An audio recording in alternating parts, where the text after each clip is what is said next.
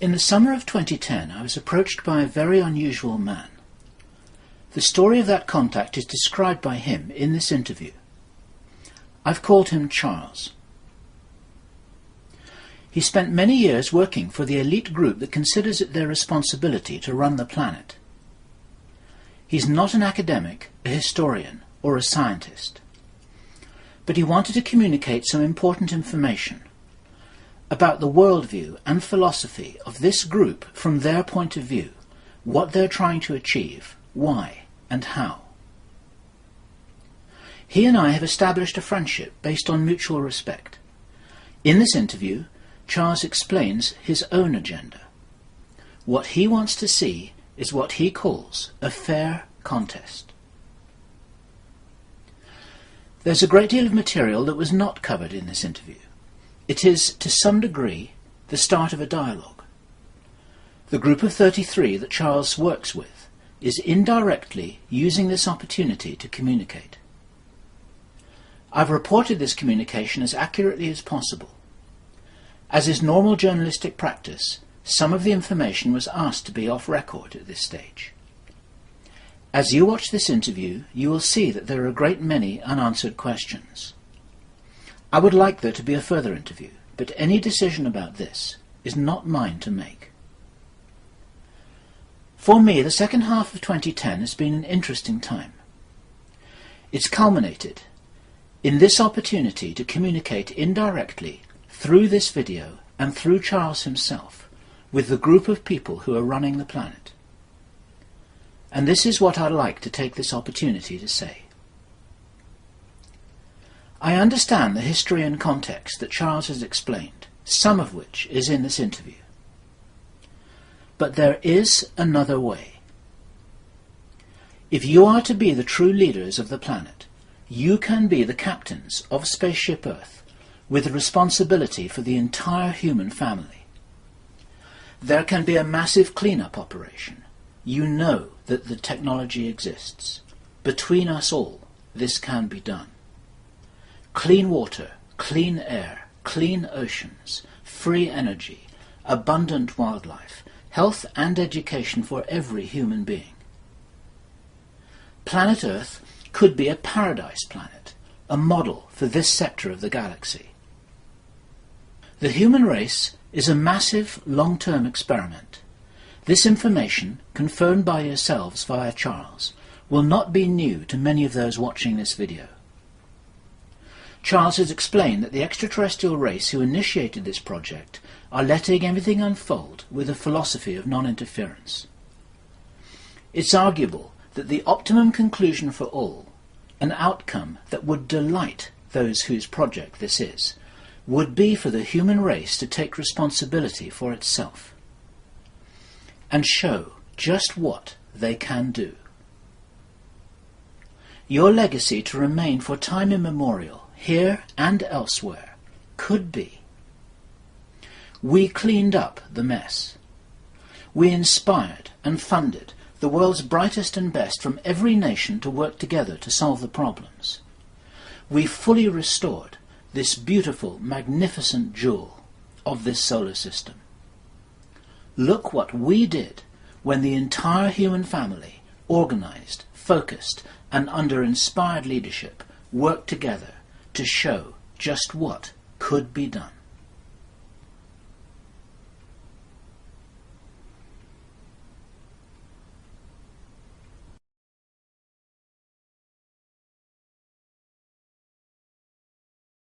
So this is Bill Ryan from Project Avalon, and it is Saturday the 18th of December 2010. And this is one of the more interesting interviews that I've ever had the privilege of conducting. With me is a man who I've given the pseudonym Charles. And as the name suggests, he's very English. And for reasons that will become apparent as you start to watch this video, he has graciously declined from being filmed with his face on camera. You will hear his voice, which will be unedited and unfiltered, and what Charles has to tell us on record may be one of the more important stories that you will have heard for quite a long time. And this is very unrehearsed, as they all are. And first thing I want to do, Charles, is to thank you. And I really mean that, because I didn't know this was going to happen until it actually happened. And as an introduction to our viewers here who are only seeing the back of your head, what are you willing to say about who you are, the nature of how we connected with each other, and the nature of your work? Well, if you want to start with who I am, you'd need to start quite early on, wouldn't you? Okay. Because otherwise it doesn't make sense how someone from Hackney gets to where he is. And for the benefit of the Americans, where's Hackney? It's basically, if you're a Cockney, you're born within the sound of Bow Bells, and I was born in the Bow Mother's Home, so I'm a Cockney. It's in East London, and that's where I am. I'm a Cockney, but I'm from a very working class family, but I haven't ended up in a working class situation through my own determination, and some would object to the kind of determination I've used, and they'd be quite right. So I didn't go through usual avenues, shall we say. But in early life I started as a football hooligan. I was then recruited by a fascist organisation. I realised as my education grew, your education grows in life. And as I got older and wiser, I realised that I was actually more useful to them than they were to me. And you were being watched this whole time, weren't you? Yeah, I was, yeah. Right from a very early age. I wasn't aware of that. I wasn't aware of that until many, many years later. And I know that you've had other people that you've spoken to in the same situation. Yep. And I wasn't aware of it. It was quite... Well, it wasn't a shock to find out, actually, because I always knew that there was something odd about me. And you hear that a lot. You hear a lot of people, you know... I'm saying it with realism. There really was something odd about me. I think, well, you've met me. Mm-hmm. What do you think? I think there's something very odd about you. Okay, so... I say that as a joke. Yeah. Let me... Odd sounds disparaging. Okay. Let us say unusual or even special. Okay. Would that be fair words to use? Yeah, I'm not really into blowing my own trumpet in that respect, you know. Odd seems happy to me. My vocabulary isn't as good as yours, so let's say that I'm not formally educated. That's not a crime at all, and it's not your fault. But I'll play you chess. And you probably win. I'll give you a run for your money. I bet you would. But you have talents and abilities and characteristics that are unusual. Yeah. Would that be a way of describing Yeah. it? Yes, rather than say odd. Yeah. Let's say that you have particular abilities that attracted the attention of some people who had reason to call upon those abilities later. Is that right? I have natural abilities, and that doesn't make me special. There are others like me, you know. You've got athletes, etc. Thinkers, maybe, you know. But yeah, I'm fairly quick in a very stressful situation. I'm not big of physical stature, but that doesn't matter at all. And you haven't been in the military, have you? Never.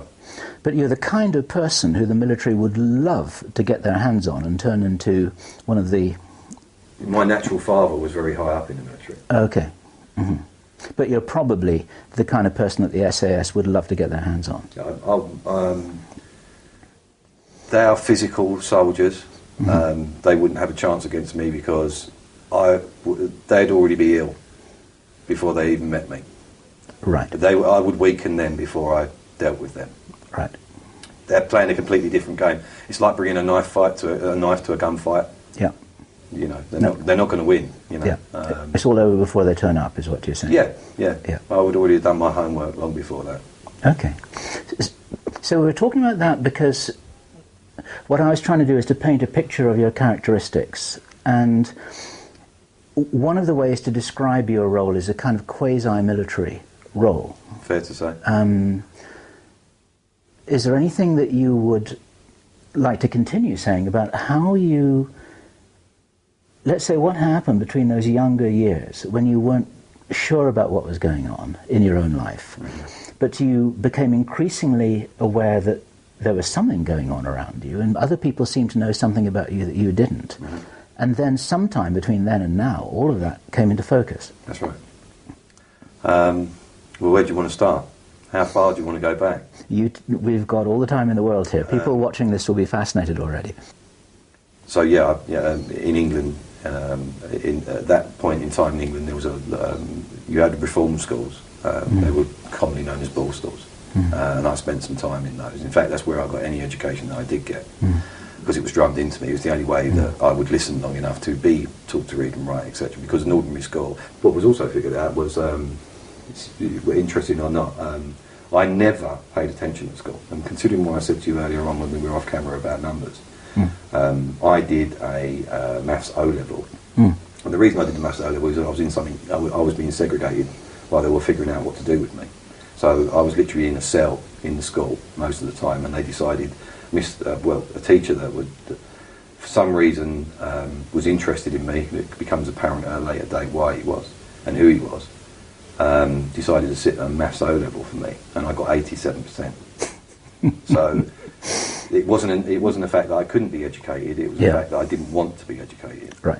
And I didn't even really know, because sometimes it enthralled me, school, and then other times it didn't. And obviously now with hindsight I know why, because what you learn in school is complete rubbish. Sure. Total rubbish. And I would agree with that. Well, I think it's pretty generally known. You know? Yep. We want you to think that way, and that's that. And I bash anything off like that. Anything that I feel is constricting or someone's trying to control me will get a natural response from me, which is no, I don't want to do it. Yeah. Which can be detrimental to me at times, which is something I might need to know. The picture that you're painting here is of a kid who's smart, who's uncontrollable, who can handle himself in any situation whatsoever, who and who's been watched from a very early age because of certain characteristics that he's not aware that he's got at this stage. And then, as I was saying, sometime between then and now, sometime in those years, those 10, 20 years, then things did become clear for you, and you found yourself a niche where you were able to do a job for some pretty important people, and you fitted the template that they were looking for to handle some problems really well. Is that a good description? Yeah, it is. Apart from the find myself a niche, I didn't find myself a niche. It was very apparent that that's what I was being groomed for. Right. Can you describe how you were approached? How it was I wasn't that you actually approached. Okay. I was in the right place. I was in that casino. I was seen in that casino, betting that kind of money. All right. I was at that cocktail party. I provided things for a party.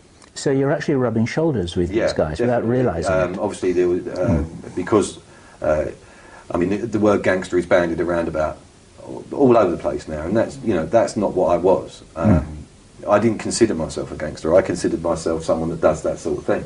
Okay. Just like a teacher teaches, or soldiers. Yes. I did bad things. Yeah. And I didn't look any further into it than that. Yeah. And in doing those things, in fact, the first instance that I was asked to by someone important was to deal with a paedophile. Okay. So there's some, there'll be people in your audience who would applaud that. Okay. Doesn't mean it was just another person, as far as I'm concerned. Okay. It was basically they had a nanny, and the nanny was fiddling with things he shouldn't have been fiddling with, and they wanted him dealt with, and that was the first instance. Okay. Where I was really asked to do anything serious. And a euphemistic way of describing this is that you became very useful in making problems go away. Yes. Is that a way to describe it? Yeah, absolutely, yeah. Okay. Yeah. But maybe you could go a little, you need to go back. It doesn't even become a problem when I'm involved. Okay. As soon as someone realises that they may see a situation come in a month's time, that's when I'm involved. And the situation never even arises. Like to head the problems off before they become problems? Yeah. Okay. Because then you can, the earlier you deal with a problem, the less forceful you have to be. And any force or any real major action will attract attention. And you don't want any attention. That's the golden rule. Okay. No attention. Gotcha. So if you're scrambling around trying to put out a fire, then it means that you've missed something that you should have done earlier on. Yeah, someone walked in there with matches. Why did you let him? Right. So fast forward a few years to the point where you really began to knowingly rub shoulders with what some of the people watching this would call the elite. The minute you do a favour for one person, and it was gratis, favour, no money changes hands. Right. As soon as you're willing to play that game, you've already... then you start getting referred. You've entered it, yeah. You entered into a contract. The guy says, you got a problem? I can help you. Yeah. The guy helped me last week. I think he's good. Yeah. And so on. He'll keep his mouth shut. And he won't do something stupid like shoot someone. Yeah. Right. Okay. And I learned very early on that the best way to deal with people is financially. Yes. And in the most mundane ways. And you told me... and that is part of my character, the way I'm quite devious like that. And they love that. Yes. About a month or two ago when we were talking, you told me, I think these are the words you said that you skin many cats perfectly legally using totally legal means. I would say 90%, literally 90% of the things I've done are completely legal. Yeah. Yeah.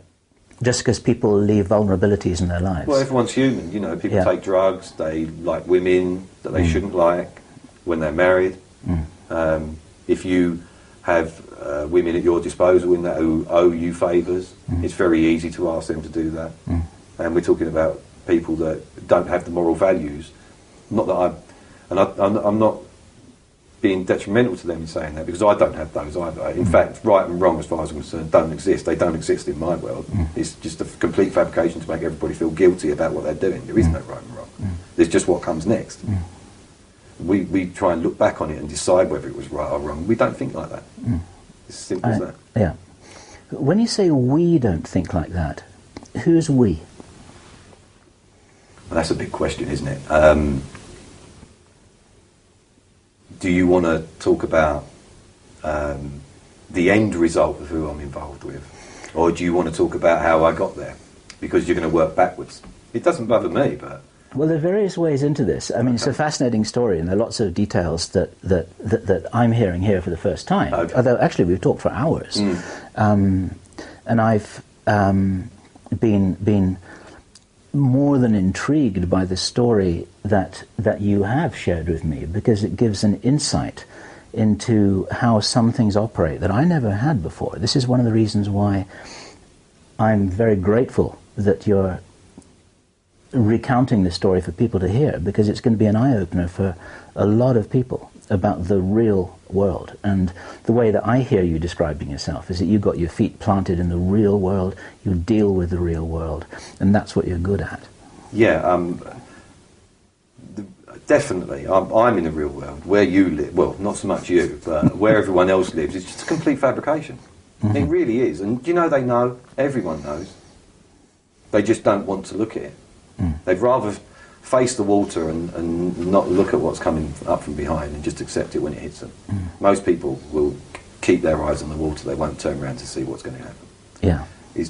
Ignorance is bliss, is what I'm saying. That's something we can get on to later, which is something that I really want you to talk about. I'd love you to cover the intervening years. Okay. Very briefly, until we get to the point, and this is just a little trailer, a bit to follow, actually when you first contacted me, because I was a problem that needed to be headed off. That's right, yeah. You actually became a problem. I became a problem. Yeah. And so that's how we made contact with each other, and I would like to say that we have become friends since then. I'm certainly enjoying your company well enough to call you a friend. Haven't played you snooker yet. I don't think I'll stand much of a chance. We'll see. But between that point and the point that you're talking about just now, when you're starting to be recommended to people because you're good at handling things quietly, and efficiently and effectively. With a minimum amount of fuss. With a minimum amount of fuss. That's the most important thing. Yeah. With none to clean up, nothing to embarrass people, etc., etc. For instance, I had plenty of people at my disposal to do things for me, and yet none of them even knew what I was really involved in, and I would always deal with these situations myself, personally, without involving anyone else. Yeah. That's the kind of discretion that's needed, and you've got to understand at that point, I didn't have to. I could easily have pointed a finger. But the way they would have dealt with it would have been ridiculous. Yes. And that's the very reason that, Yes. I was brought along like I was. Because Yeah. I understood Yes. that the fuss was not needed. Yes, and you became, sort of, in a weird kind of way, you became respected and trusted Yes. by them. Yeah, I am trustworthy. Yes. If you ask me to do something, I will get it done. You will do it. If I've said I will, it will happen. Right, I may say no, but they will know. But if I've said yes, it will happen. right. If you want to call that trust, well, fine. I call it my word. Some people have asked me to do things for them, and I'm already working on them for someone else. Do they trust me? Am I trustworthy to them? Right. It's all compartmentalized. Right. Isn't everything? Well, isn't everything? Go to work at ICI. See Yeah. if the guy at the paint counter knows what the managing director's Yeah. thinking. Yeah, sure. Okay, so can you cover those intervening years? I mean, this is like a huge life story you're telling Yeah, me this here, is the thing. You've got to understand. In some weeks, several things happened, and those weeks aren't unusual. Yeah. And the way you view time, I do not view time. For instance, you could ask me a date when something happened or what age I was. I have to really think because it just doesn't bother me. I don't care how old I am. Yeah, sure. The length of time I'm on this planet is the length of time I'm on this planet. I don't care where we are in that at any point. Yeah, I got you.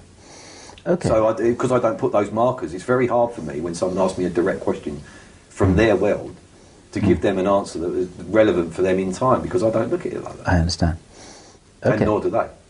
That is interesting. My life is sequential. Everything is sequential. Everything happens in sequence. Everything's sequence driven. Part of the fabrication is the calendar and the clock. Right. Yeah. Scientists talk about time. Yeah, well, they talk about time, but time's only been around for how long? Did summer still come, winter still come? Yes. Before the clock was invented? Of course it did. Of course. Winter's late this year. I laugh at things like that when I hear things like that. Yeah. Because winter's not late. Just the cage you put it in isn't working. Yes. Winter's not late. I completely understand what you're saying. It's like a Buddhist actually saying it is the way that it is. So everything else is just a linguistic. Right. Yeah, this is a Why linguistic. Why do you think they're persecuted so much? Right. Okay. So the intervening time, whether it's elastic or not, between the time when you started getting referred, between some people, and I'm not asking you to name names here, and I understand it would not be appropriate to do so, but some of the people who you work closely with are names who people would recognize in the public domain. Right? Absolutely. Yeah. Right. Okay. Yeah, absolutely. Yeah. And it's not my intention here to dig into that area at all. I'm more interested in the larger picture and your role in it and what you can share to help people understand the world a little bit better, because you probably agree with me that people don't understand the world at all, no, right? They don't. They don't understand. And it's not their fault. It's not their fault, because people have been misguided, misled, misdirected. Every step of the way. Every step of the way. We've been lied to, we've been tricked, we've been deceived, we've been, you name it. We've been kind of made fools of for a long time. Absolutely, yeah, through no fault of your own. Yeah. And I'll be prudent to point out that all the individuals that would recognise me from this video have absolutely nothing to worry about. They already know they haven't. Yes. Because of what I said earlier. Yes. But it would be prudent to point that out. Yes. Because there could be some very nervous people running around making decisions that are just get them in more trouble. Yes, that's absolutely okay. And on record here, as I've told you off record, in making this video with you, it's not my intention to dig into those areas, to cross any lines that I shouldn't cross, to embarrass anybody, or to even be disrespectful, because there's a very subtle and important big picture here, which is really where I want to get to. Absolutely. This part is fairly inconsequential. Yeah. It's interesting maybe, but it doesn't matter. Yeah. It's background.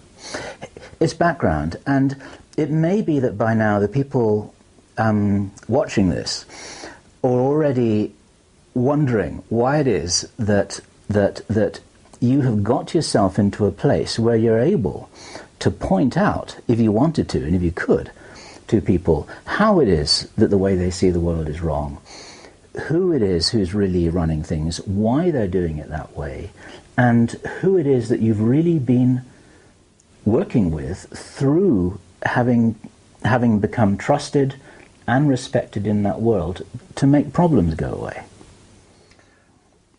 to explain that, you'd have to explain. It's a very big picture, and you're not going to put that in a paragraph. Okay. It's very difficult to quantify like that. That's a hard question to answer. It's a hard question. You're asking who they are, why they've been doing what they are, and how long have I known them, all in one question. I asked too many questions at once. In one go. Okay. So right. Okay, so let's back up a little bit here. Okay. It may be easiest to frame that around our first contact. Okay. Yeah, that makes sense. Yeah. Why don't we build it around that? Okay. Because when we first talked to each other, I was asking you the kinds of questions that the people watching or listening to this will be asking right now. Yeah, I understand that. And so, can you say, why did you contact me when you did? Why did you do it? I was told to contact you. Well, you arrived on my desk with half a dozen other things at that point. I didn't realise your relevance until I started to... perhaps I didn't realise your relevance until we started actually conversing. But then I've got to rewind a little bit, because I am also part of the problem, and I was fooled as much as anybody else until I did something that has left me slightly debilitated, as you well know. Yes. Are you able to talk about that at all? I don't mind about talking about how long I've got and that sort of thing. That doesn't bother me. Okay.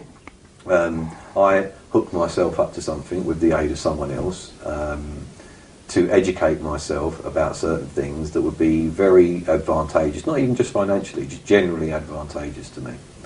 And the deal was done between that individual and me, because he could have got himself in a lot of trouble for doing what we did, and I could have. So we set up something, and it took over a year to set up, to get me in the right place at the right time, and the machine in the right frame of mind.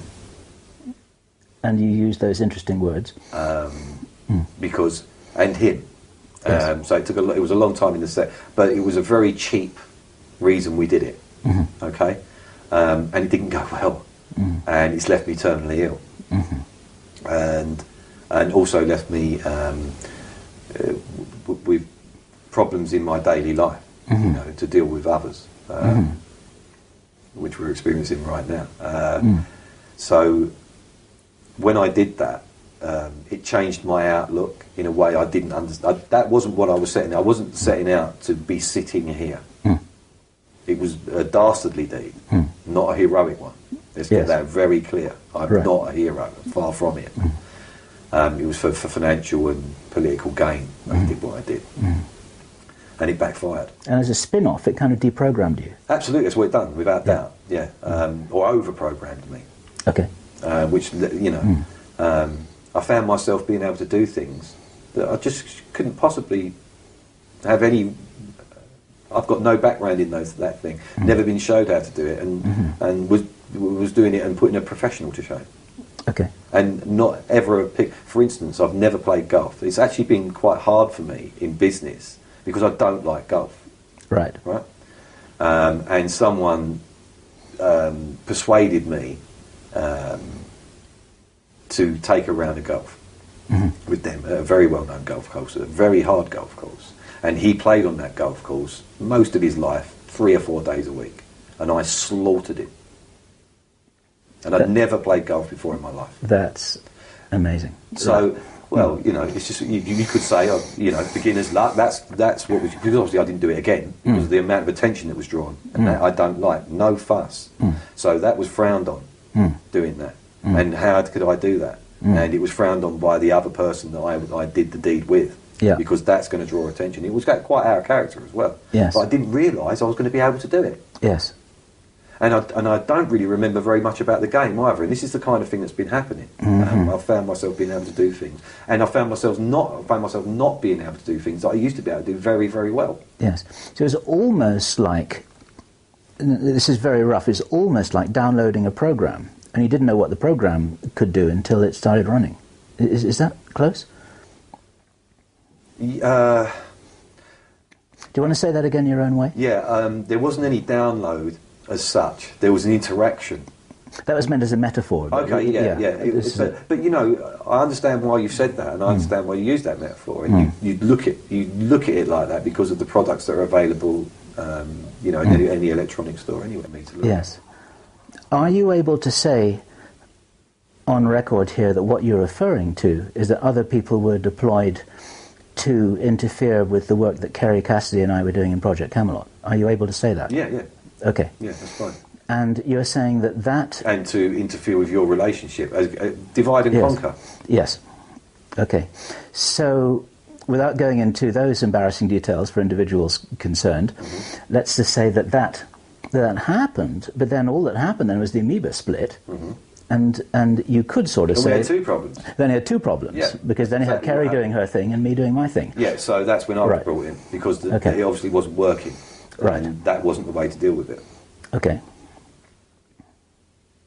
And then, as I said, you know, your file dropped on my desk, and I started to do what I went. And then in our discourse, I realised that there was more to you than met the eye. I dragged my heels, wondered why you were such a issue, and the more I dragged my heels, the more uptight people that don't get uptight got, and that set some alarm bells off for me as well. And I whenever you see something like that, it's always a good idea to find out why, because financially and business-wise, there might be an advantage in there.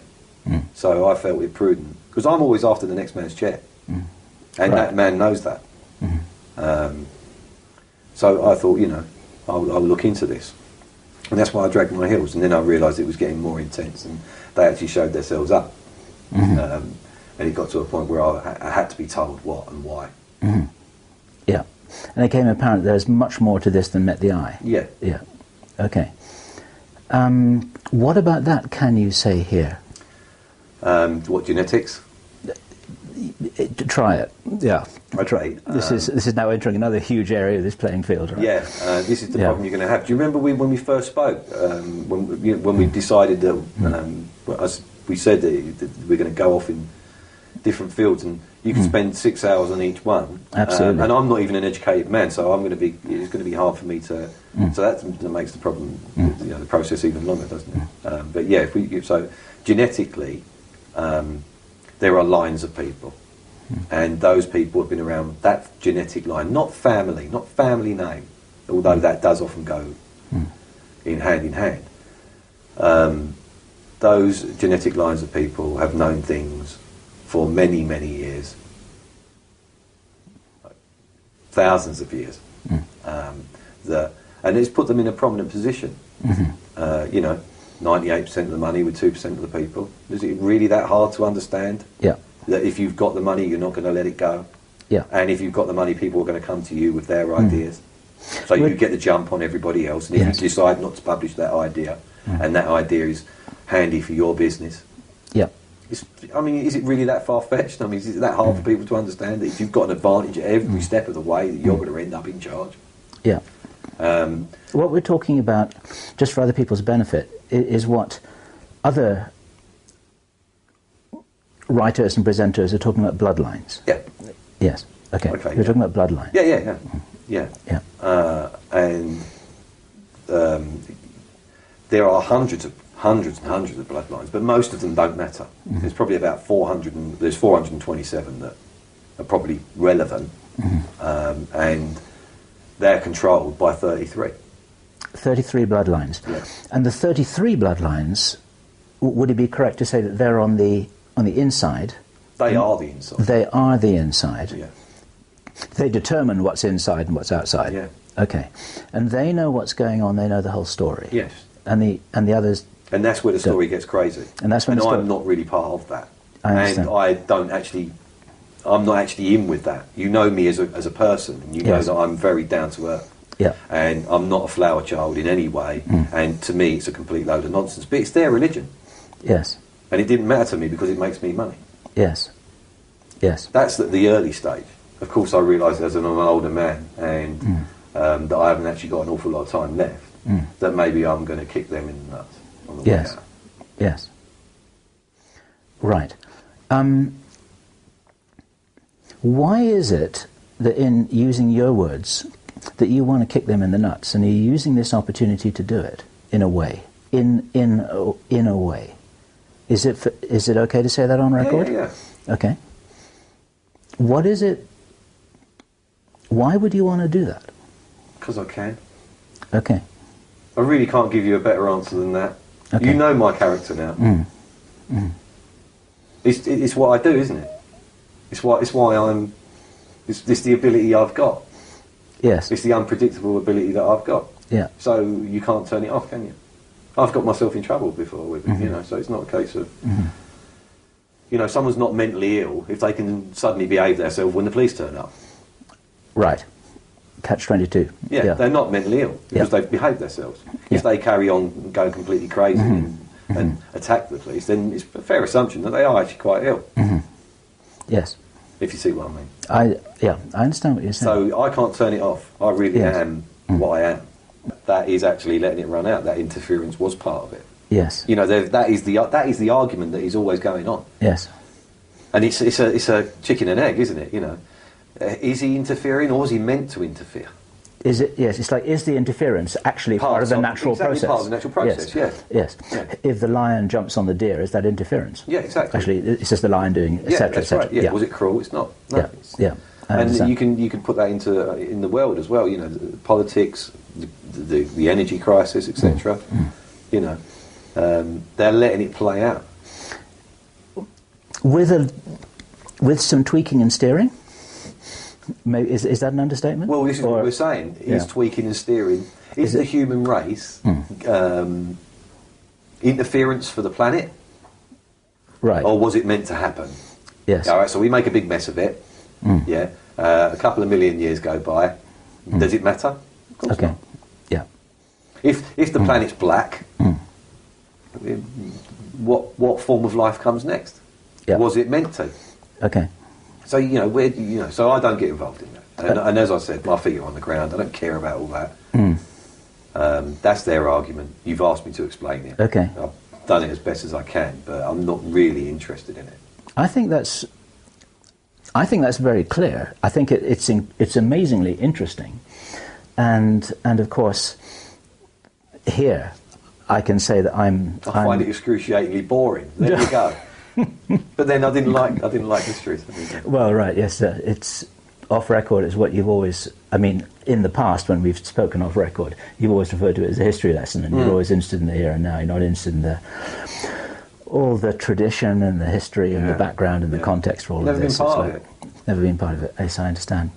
But it has been an interesting few months for us both, in a way. Yeah. In a way here.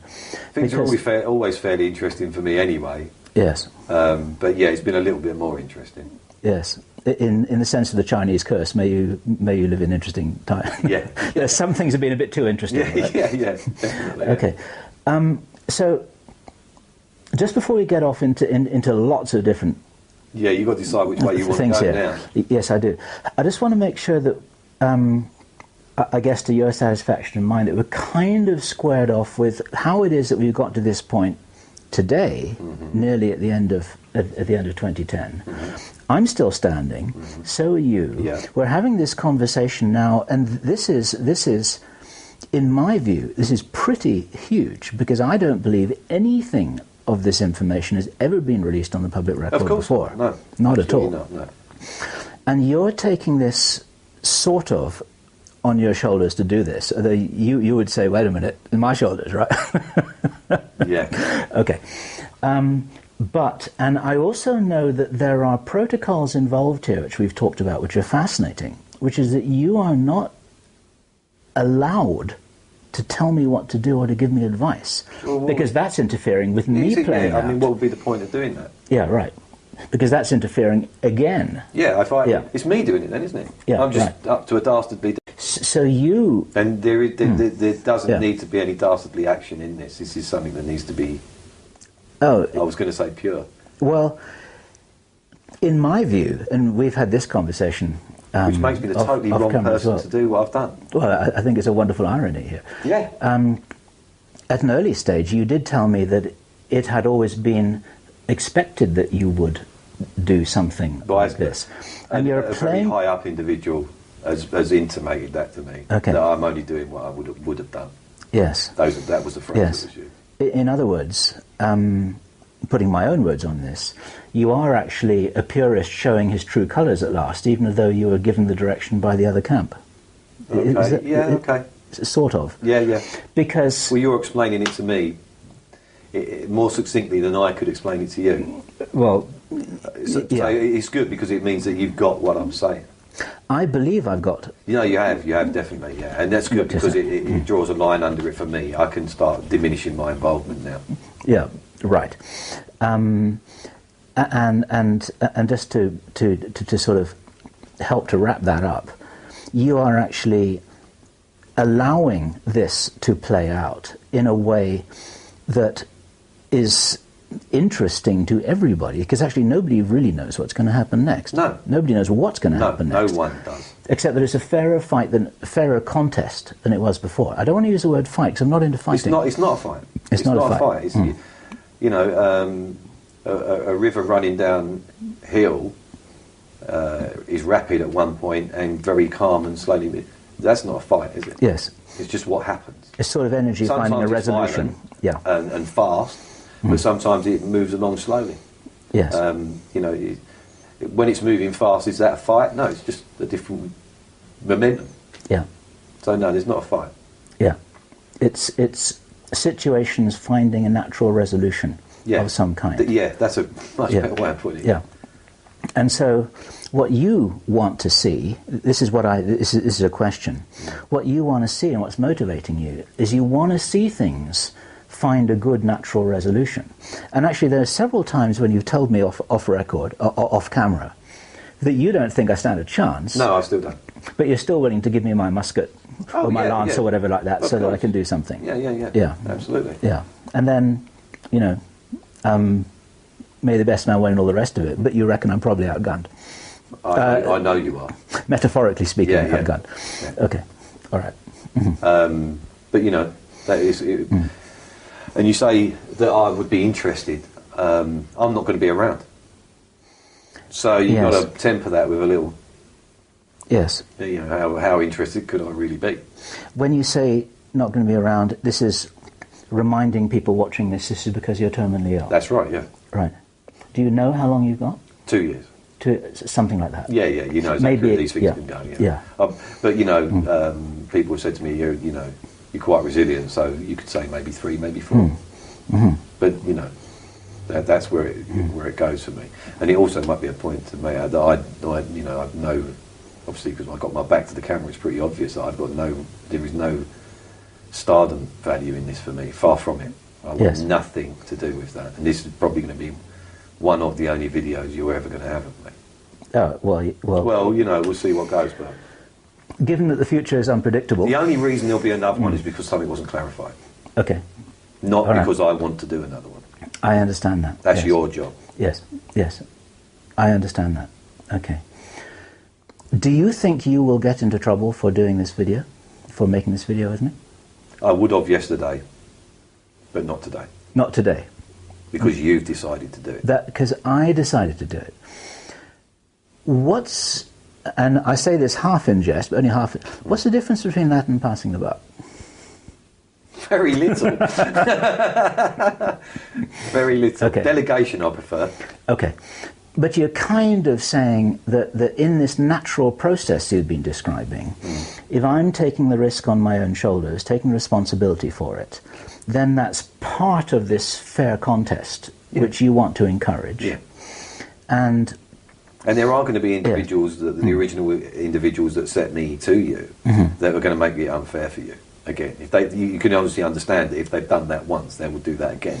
Yes. All right? Yes. And while I'm still around, you won't have any problems. Right. That's going to be the level of my involvement. Okay. That's it. Okay. Are you giving me your word on that? Yeah. That's good. I'm looking at this guy in the eye. Yeah. Okay. That's very cool. And I didn't mean that in a flippant way, by the way. Yeah. But I do appreciate that. And this is something that you have warned me about many times, actually. And this is something that I appreciate because... well, it's getting quite sticky at the moment, isn't it? things are getting things are getting interesting. Let's say the stakes are getting. I mean, the chips are piling up on the table. The man in the street is uneasy. He doesn't know why he's uneasy. He knows there's a monster coming, but doesn't even know what it is. Yes. Okay. Good. Cue the monster. What is this monster we're talking about here? Your words, not mine. Okay. Let's look at the as you use I'm going to use for your term bloodline. Right. Let's say the 33 bloodlines of the monster. That's not a word that I'm not wanting to use that terminology. Oh, sorry, you're talking about the monster in regards to what's going to happen. Yes, that's what I thought you meant. Right, okay. I'm not talking about anybody as being monstrous. That's right, not okay. That's not what I'm doing. So help me out here. Yeah. What you were saying? What are you asking me? Okay. What you were saying was the man in the street is getting uneasy because they sense that there's a monster coming. Yeah. Those were your words. Yeah, okay, yeah. And by monster I mean, maybe I've used the wrong word actually. By monster I mean the situation is changing. And when anyone's situation changes, it makes them uneasy, doesn't it? Yes. Financially, for instance. Yes. You know, you've got 10 grand in your bank account on Monday. Yeah. Someone commits fraud on you on Wednesday, and on Friday someone is making an injunction on your house. Yes. You know, you're not as happy as you were on Monday. You're right. Yeah. Okay. So that's what's coming, that kind of thing. Yes. So financial instability. Well, I mean, we're not telling anyone anything they don't already know. We're already there's already been financial tinkering. Perhaps let me put this. You know, yes. We're on a globe. Yes. Right. Yeah, and we've got an atmosphere. Right. Yeah, and money can't fly. Right. Right. So where's it all gone? Right. Someone's got it back. Yeah. You can't have everyone in the world going bankrupt. If you are, yeah, exactly. If everyone else in the world went bankrupt, well, who decided that, and who's got that money? Where is it kept after that? It's like having a casino with no chips. It's like, wait a minute, who's got the chips? Yeah, someone's got. Who won them all? Yeah, and they're at his house. Yes, or actually they're in the bank. There you go. Yeah, sure. Okay, and that's very roughly. It's far more complicated than that. But if you basically pull the finger out of the dike, that's what they've done, and that's how they control finances. There isn't someone at the stock exchange who makes a phone call, and there is no plan. It is these individuals are so powerful, and I mean powerful, not rich. They're so powerful because of their wealth that when they remove that wealth from any area, that area collapses. Right. And if you want to put, and the world is an area. Yeah. But then we get on to the subject of money. Money is a control system. It's nothing to do with money. It's not. Money is nothing. It's no more important than pigeons. It's just it's something that it's a machine. Yes. For picking people out. Yes. I understand that, and I think a lot of people watching this will be aware of this. The more paper you get together, and by that I mean money. Yes. To do that, you have to be a type of individual. Do you want to go this way? Go on. To do that, you have to be. If you're, depending on what field you're in, you know,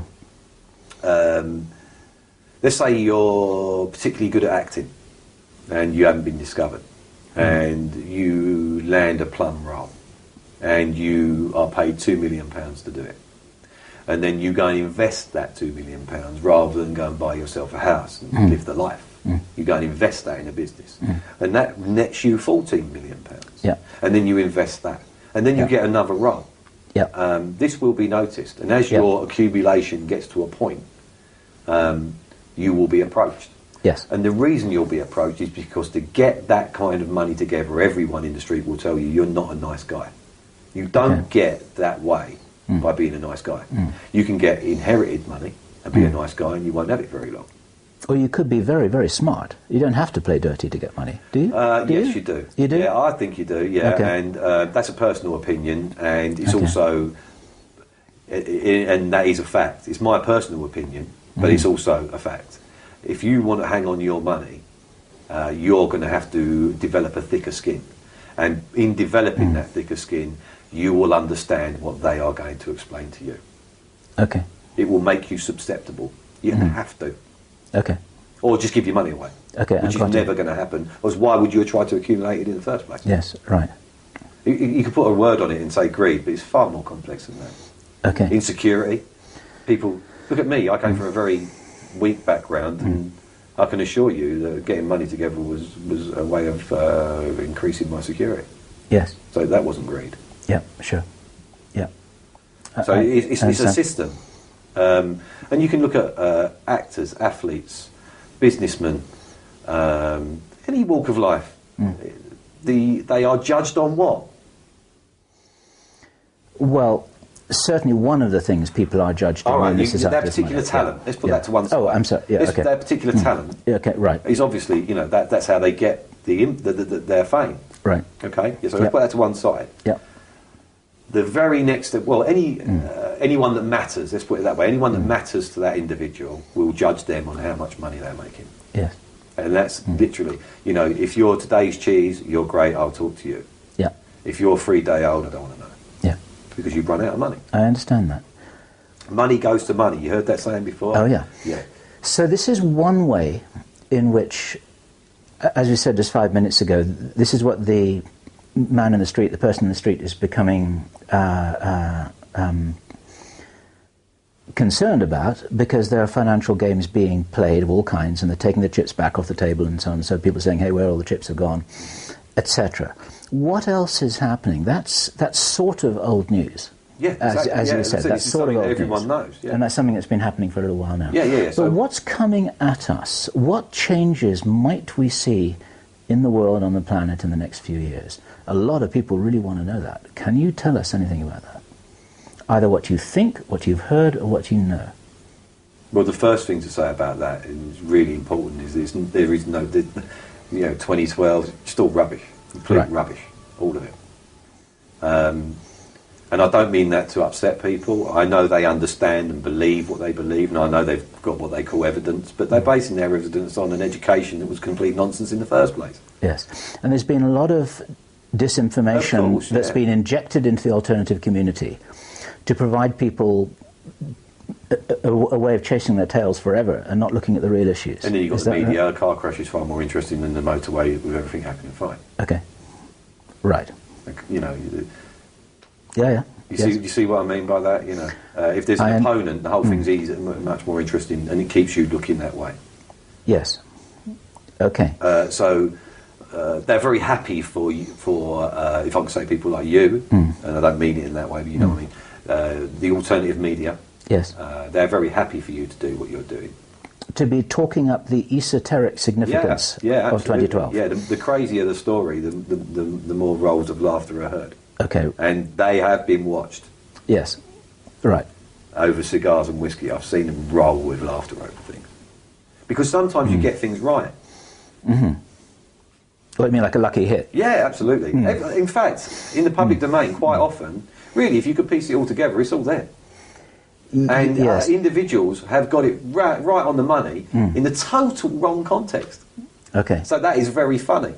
Yes. From this point of view. Okay. So what you're kind of describing is that all of this, to some degree, is being regarded as, sometimes it's regarded as entertainment. It's just like, look at what you guys are regarded as entertainment. Yeah, that's a very fair comment. Yeah. Look at what this tweet because is saying. Because they don't consider you a threat. Right. Well, not you, I say you, the alternative media. Yes. Not you. Mm-hmm. Okay. What you don't want is anyone being taken seriously. What you don't want is someone who's going to coherently put an argument together, is willing to listen to the discourse and come back with a different version, adapted, because that's dialogue and that's productive. They don't want that. Okay. They want a guy with his hair tied up in ponytails with a white line painted across his face, doing an Indian rain dance and then trying to tell you something about what's going to happen in 2012. They want that. Yes, and because the spirits are telling him. Yeah. He's got tinfoil on his head. Great guy. All right. So anyone who Oh, there's something about tinfoil that we were talking about, which is quite relevant, isn't there? But that's another question. That's another situation altogether. Do you want to deal with? Talking about? I do remember that. Do you want to talk about the tinfoil hat? No, because to be honest, that's part of the joke, and that's not what you want to do here. No. Okay. All right. No, that's true. So what you're saying there, and all of this was in the context of what's coming down the pike at us over the next few years. And then you started off, which I did appreciate, saying, well, actually, first of all, let's get the nonsense out of the way. And you're saying that in the alternative media, there's a lot of nonsense, and from the inside, the whole thing is seen as a bit of a comedy show most of the time. Yeah. It's like, look how... And the times it isn't taken as a comedy show is when they actually take your ideas on. Because every now and then, some crackpot will come up with an idea that actually flies. Okay. And it will be used. And that crackpot will find his life easier. He will get funding. Can you give us an example of that? You put me on the spot there. No, it's fine. That's all right. No, I can't. Not right now. Let me think while we're talking. And maybe, or maybe you'll come across something where it will become apparent to me that it is an example.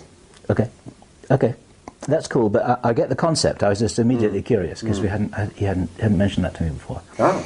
Okay, so what you're describing is that the alternative media is a bit of a circus. It's a bit of a comedy show. There are all kinds of characters who have got their some fixed idea about something that's very crazy, and that suits the 33 very well because they are very happy to see people running as hard as they can in the wrong direction. Yeah. And taking as many people with them as possible. Yeah. Because it takes away a potential source of problem, which is what would be people actually really waking up and looking at the right thing. Yeah. Okay. Yeah. Disinformation, yeah. Yeah. It's very useful. The most useful thing. Yes. I would say. Much better than a punch. Right. Yes. Because if you threaten these guys, they actually get worse. Yes. Yes. It gives them validity. Yes. Yes, right. So you said you weren't very good with numbers, which I actually don't really believe that. But on a percentage scale in the alternative media, how much nonsense is there? I've already told you that once, and you already know. I would say at least 70%. Yeah, at least. Yeah, that's fair. Yeah. My personal opinion is 90%. Okay. But that's a bit unfair. Okay. Because I don't get on with those people very well at all. Which is why you're another surprise. Right. You're another surprise because we get along well with each other. Yeah. Yeah, right. Yeah. Usually I couldn't tolerate someone like you because I would get angry and just say you're talking rubbish and get out of my sight because I'm going to hurt you. Okay. That's very funny. It's like, get out of my sight, and I'm taking care of you here because otherwise, you'd be smart to walk out of that door now. It's a joke. So I know sometimes it hasn't been a joke either. No, it's a very fine line. We've talked about this as well. Before, yeah. Like between humour and deadly seriousness. Yeah. Okay. Those of you who know me quite well know that I make a lot of jokes and seriousness. Okay. So if we're talking about the 70% that's nonsense, let's say it's 70. What's the 30% that's real? God, that's a good question. And it's quite a large. Again, you've done it. It's quite a large question. Perhaps I could put that straight back at you and say, what do you think the 30% is real? And it'd be just as difficult for you to answer. Well, I think people get an idea of who's telling the truth and who isn't. All right, you can tell me straight. Oh, well, body language. Everyone will go for body language. Let me tell you something about body language. I use it all the time. Mm-hmm. And if you are aware, it's very easy for me because of my accent and what people make and very often make a judgment about me, and that's very handy. Very handy. Okay, it suits you down to the ground. Definitely. Yeah. Uneducated, thuggish, brutal. And they think that you're unintelligent. Yeah. Yeah. Or they consider me dangerous, maybe, or they watch their step, maybe, but they wouldn't expect me to know things about body language and things like that. Now, they're in a very dangerous position there because I do. And body language is something you can use against someone because if you know and can control yourself, which can be done, you can give them a false flag. Yes. They'll think that you're telling the truth and you're not because you know that you can control yourself. Yes. So they are their own worst enemies. A little bit of education, it's very dangerous.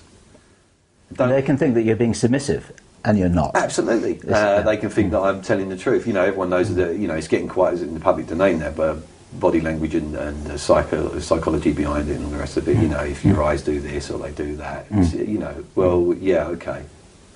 If the guy doesn't know or the girl doesn't know anything about it, and you're educated and you're there for a reason, and you're trying and you're looking for those things and they're unaware of it, well then, yeah, of course you'll get a good representation of what that person's thinking and saying. But if the individual is playing you and has a good education in that, they will use it against you, and you won't even be aware of it. Yes. Yeah. Yes. And you're now wondering if I'm doing it to you. I've been watching you for the last 4 or 5 months. You're a very good psychologist. Of course you are.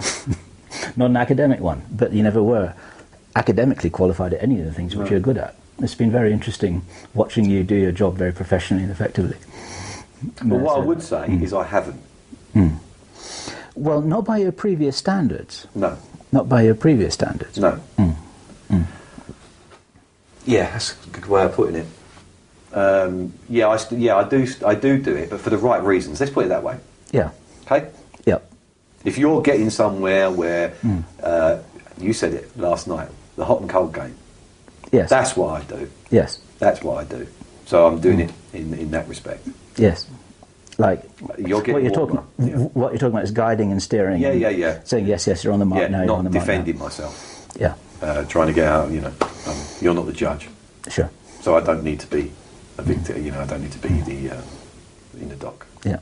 Okay. Now, we got onto that because we were talking about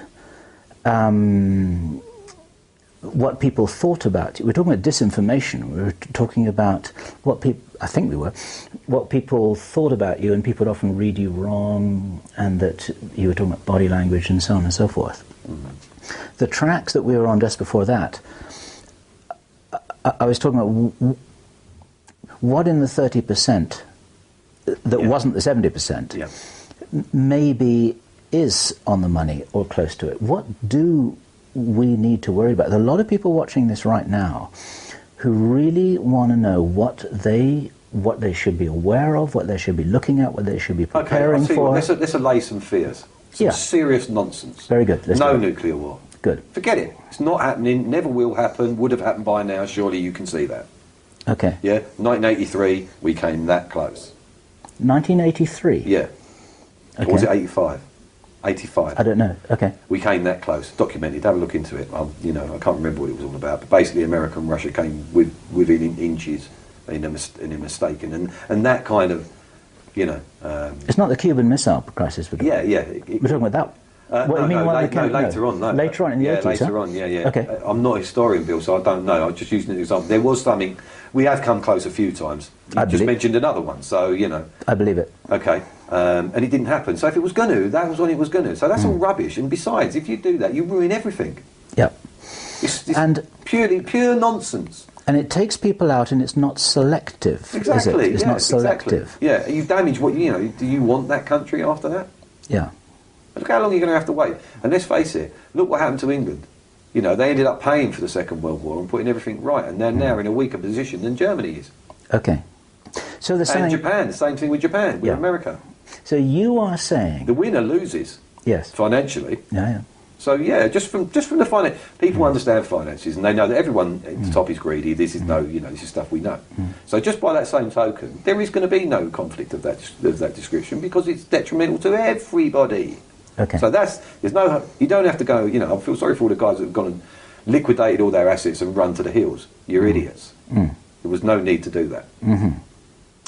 You've wasted your time. If you did it because of that.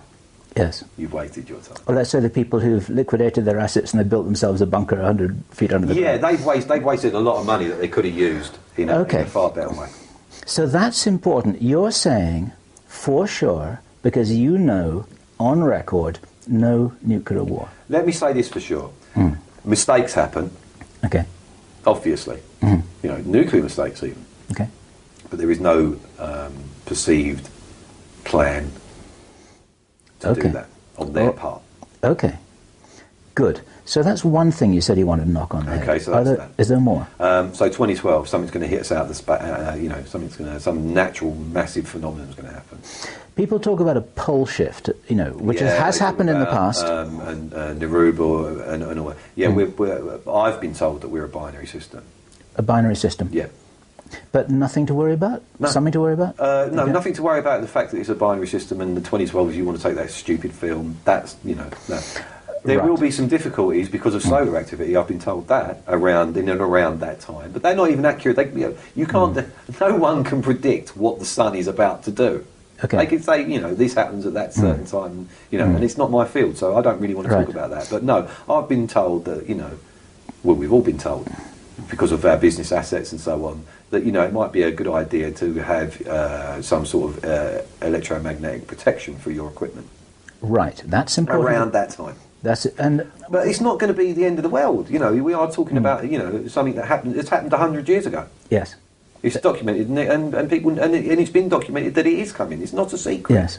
Is this 2013? Yeah, Is this 2012, something like 2013. Like I said, Okay. who can put a number in? There you go with your calendar again. that? Right. Okay. We're on a ball flying through space. What are you talking about calendars for? It's nonsense. Okay. It's education that you had that wasn't needed. Okay. So what you're saying, this is a running summary here.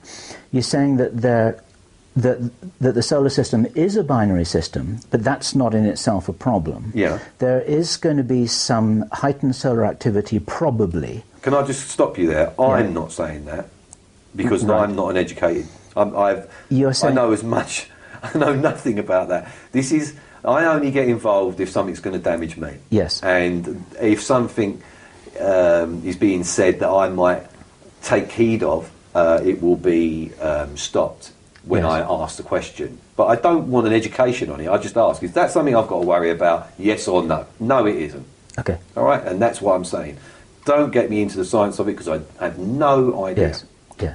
But these are things that have come up in conversation. yeah. They've come up in conversation. Yes, like I said, sometimes Yeah. alternative media get it right. Okay. And you've got reason to believe that when those things did come up in conversation, no one was bullshitting you. No, that's right. It was They just, wouldn't- this is just you the way it was. wouldn't bullshit me. Okay. Right. Okay, good. Not because of any threat. You just wouldn't. That would muck it all up, wouldn't it?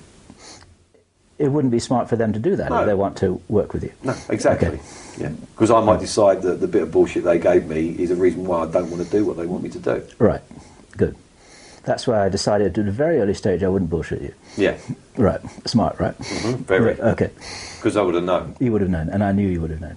So, and that's actually kept things on a very even keel between us, which I would like to think you've appreciated. Yeah, which is why I said I wouldn't use body language on you, other Right. than to help you. Right. Yeah. Okay. Back to what it is that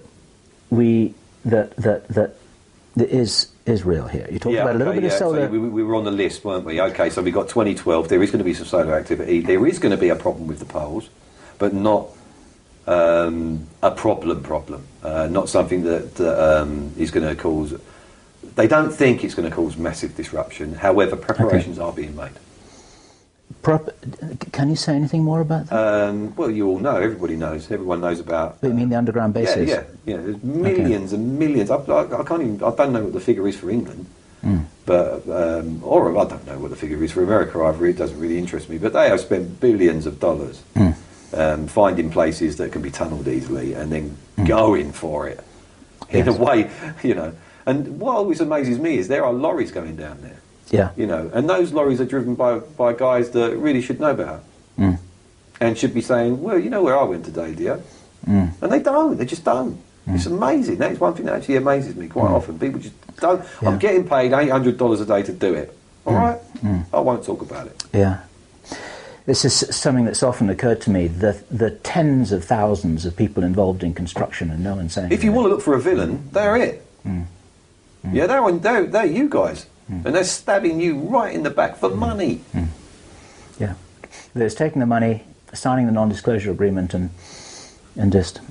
Well, it's not Whatever. even, when we're talking about truck drivers and people like that, you're talking about Okay. people that were met in prison.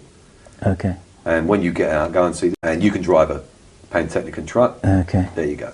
All right. He's going to pay you $5-6 grand a week to do it. And you just go here, and drop the trailer and go back and get another one. And you do that twice a day and we'll pay you $800 to do it. And this is a guy that was in prison for beating the living shit out of his wife. Okay. All right, so we're not talking about people. Just because someone can drive a lorry, don't make him a decent blue-collar worker. I gotcha. Yep, I gotcha. All right. Is there any... If you're looking for a villain in the whole thing, they're it. And that's you lot. When you say you lot, you mean the people who are not part of the inside structure. Yeah. Just people who are taking the money and running. Yeah. Yeah, I believe it. And there's certain individuals in there that are feathering their own nest. They're digging their own holes. Yes. Because they thought, well, if you're doing it... Okay. Which is an odd one, but yeah, that does happen. Now, a couple of minutes ago, when we were talking about the nuclear war being off the table, or not happening, you said that the guys who are heading for the hills are wasting their time, or at least not for that reason. Is there any reason why somebody heading for the hills and getting a little farm and a little community... Oh, well, if you're going to say farm, that's completely different. That's very wise. Why is that wise? Well, you could argue that as well. That could be very foolish, because if I haven't got anything to eat and you've got a farm, you're in serious trouble. Okay. So if you've got a farm, you better have some geographical... An island would be good. Why? What's happened? What's going to be coming down the line? Well, again, I believe that, you know... no, it's not even... It's the wrong way to start that. People know about companies, and we ought to be very careful about naming those companies at this point, because it's actionable. All right. And it will be actioned. I can assure you that has been put on the table. This is what's going to happen. If the alternative media start using names of large companies, they are going to find things very difficult for them. They will be prosecuted. Their finances will be destroyed. Yeah. Okay. So I'm not. You're referring to food. Yes, you're talking to. So you're referring to large companies who are dealing with food. Yeah. Okay. Everyone knows here what you're talking about. Food. Genetically modified food. And if you're a farmer in Wisconsin, you'd know exactly what I'm talking about, and you've just jumped up in your chair and said, "Finally, someone's going to say it." All right. So what's... Because they've been living it for years. Yeah. So what's going on there? This is a big one, isn't it? This is important. It is. If you want to worry about something, that's what you want to worry about. Okay, so tell people... And there's no time frame on this. This has been being rolled out for years. As I said, go to the Midwest. Ask any guy there who he's had to deal with and the tactics they've used when he didn't want to do it. There's a very, very small number of farmers that use their own seed now. And they are ridiculed, disenfranchised, hounded,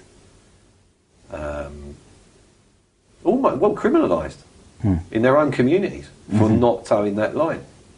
Yeah. So planting their own seeds, you know. So what's all that about? Why is this happening? Well, now I'll tell you straight away. You immediately, as I said, that guy jumps up and says, "Yay!" There are hundreds and hundreds of thousands of other people that have been brought into a way of thinking that genetically modified crops is the only way to feed the population in the size it is. Right. And that equation works. It is. It does. That is the only way. If the population is the size it is. Okay. Yeah. So if we stop using genetically modified crops, we are evil because we are making the poor man starve. Right. Yeah, because it's the only way we're going to be able to produce enough crops for that poor man. Okay. Yeah. So immediately I'm a demon now because I've dared to cross the genetically modified crop issue by saying that it's not good. Yeah, but straight away they'll say, "Well, you're evil because that. If you start making people think that, or people take this video seriously, etc., and they start actively pursuing, but that in their state or their county, there is a trial. Well, we're past the trial stage now, aren't we? There are fields that are being used like that. They will say straight away, this is a good thing because it enables higher yield." Yes. So therefore we will have surplus, so we can send it to people that need it. Yes. Yeah, because the population is the size it is. Yeah. So the only way it's a good thing. And to dissent on it is evil because you're going to make people starve. Right. Okay, so what you're saying is that this is being sold as being a good thing because it's the way to solve the problem. Mathematically, you wouldn't be able to argue it. It is a good thing. Okay. Yeah. Until someone turns the switch off, then it's a really bad thing. Yes. Turning the switch off, meant as a metaphor, what's the switch? Can you help people understand what that would be? Well, a farmer would understand what I've said straight away. If I don't give you that seed anymore because you don't pay your bill. Okay. So we're talking about something that disrupts that system that's been set up. Literally, educate you.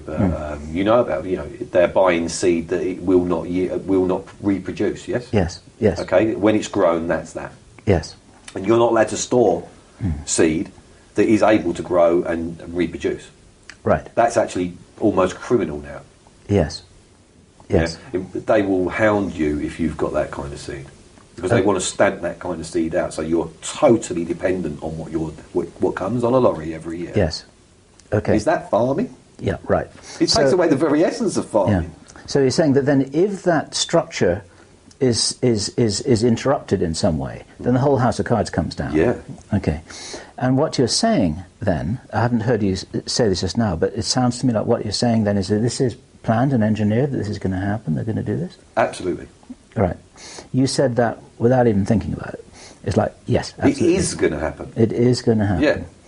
It's just a matter of when. But yeah. And that'll be when the time's right. When the time's right. Because there is no time, which is always makes me laugh when people make predictions. Yeah. They are in that 70% of the alternative media that are complete idiots. Yes. Because as soon as someone, there's an interesting thing for you, as soon as someone puts a date on it, we won't do it. That's the end of it. Right. Right. Credibility out the window. Yeah, it's a wonderful opportunity to destroy someone's credibility by mentioning a date. We love it when they do that. Got it. Okay. Yeah, that's easy to understand. And a couple of your friends have done that. Yes. Yeah. Right. And of course it hasn't happened. Right. Yes. Interesting. Okay. Back to the big scenario here. You're saying this is a big one. They're planning to disrupt the food supply and distribution. No, not disrupt it. Not disrupt it? Control it. Control it. Yeah. So if you live in Brazil, you're going to be all right. Okay. If you live Africa, you're not. Right. Yeah. I mean, they've already got problems anyway. It's probably a bad. Yeah, they got problems anyway. Well, there's parts of Africa that haven't.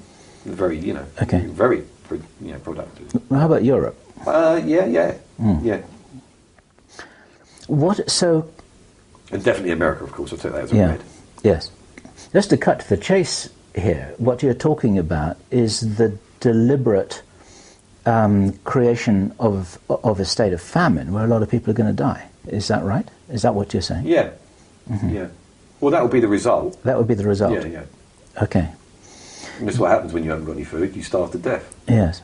Do you know... It's hard to find the geezer who's got his finger on the trigger, isn't it? Yeah. Yes, because it just looks like something... Yes. It just looks like something that's sort of happening. Yeah. And it's been looking and sort of happening for the last 7 years. Yes, it has. Yes, it has. And don't take my word for it. Do your research. You'll see it's there, Bill. Yeah. There's nothing hidden. Yes. This is something you've said to me over and over again. It's all there. It's got to be. It's all there. Fair play, if you want to use your phrase. Yes. It's all out there for people who are smart enough to look and see. Yeah, because if you figure it out, you're accepting, aren't you? Okay. Especially if you can do something about it. Right. So... Captains of industry and so on. Yes. Do you know... Maybe you don't know, but do you know what the target figures for population reduction are? No. Okay. Do those figures exist? I would presume so, yes. Okay.